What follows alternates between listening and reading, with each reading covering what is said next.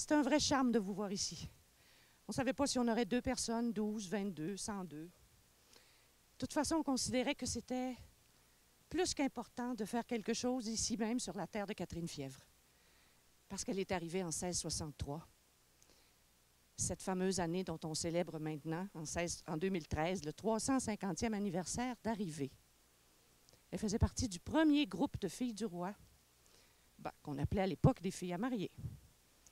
Filles du roi, ça a été comme un nouveau nom que Marguerite Bourgeoys leur a attribué un jour, en 1697, donc 30 quelques années plus tard, à peu près. Alors, ce qu'on veut faire aujourd'hui, ce n'est pas une cérémonie comme les autres.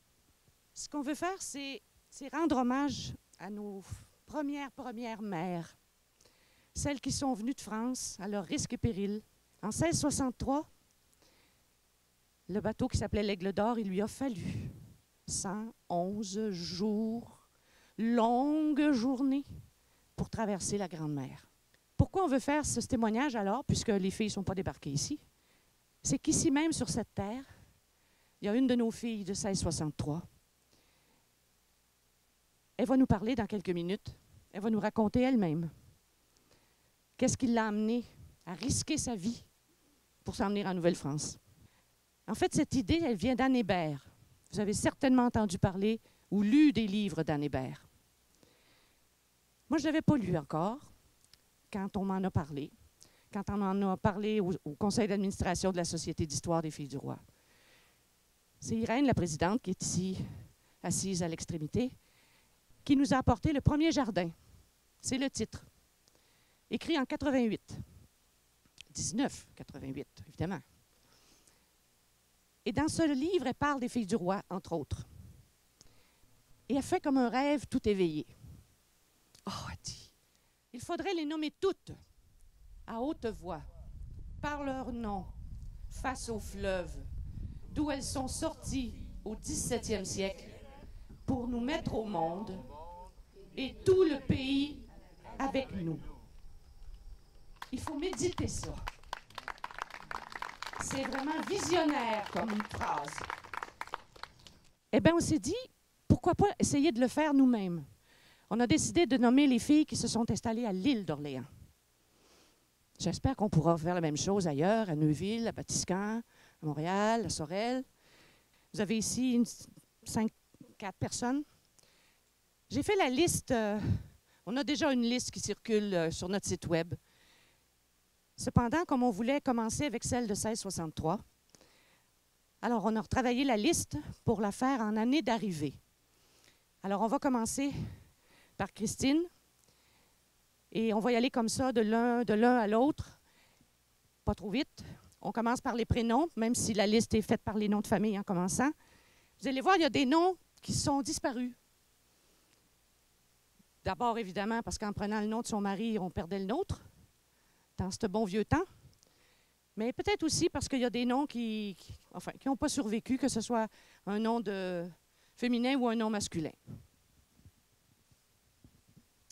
Alors, les arrivées en 1663, il y a Marguerite Hardillon, Catherine Deboise-André, Catherine Fièvre, Anne Labbé, Marie Lafaille, Jacqueline Lauvergnat, Anne Lemaître, Marguerite Moitié, Marguerite Peuvrier et Marie Targé.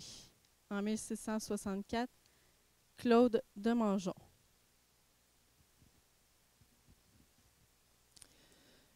En 1665, il y a eu Marguerite Abraham, Marie-Anne Blin, André Caillot, Denise Cherfaux, Anne Couture, Anne-Julienne Dumont, Adrienne Grandjean, Marguerite Yardin, Marie L'Enfilé, Marguerite Laverdure, Marie L'Espérance, Marie Magnier, Marie Martin, Marie Mesuré, Marthe Pointel, Anne Rivet, Catherine Rivet, Élisabeth Roy, Gillette Savard.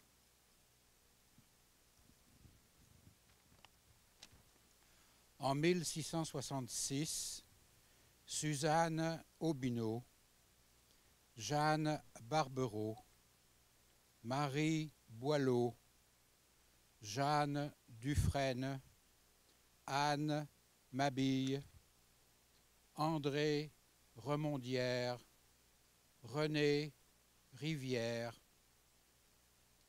En 1667, Marie Bouet, Jeanne-Claude de Boisandré, Marguerite Foy, Marie Paviot, Marie Roy, Marie Selle, Catherine Topsan, Catherine Vieillot.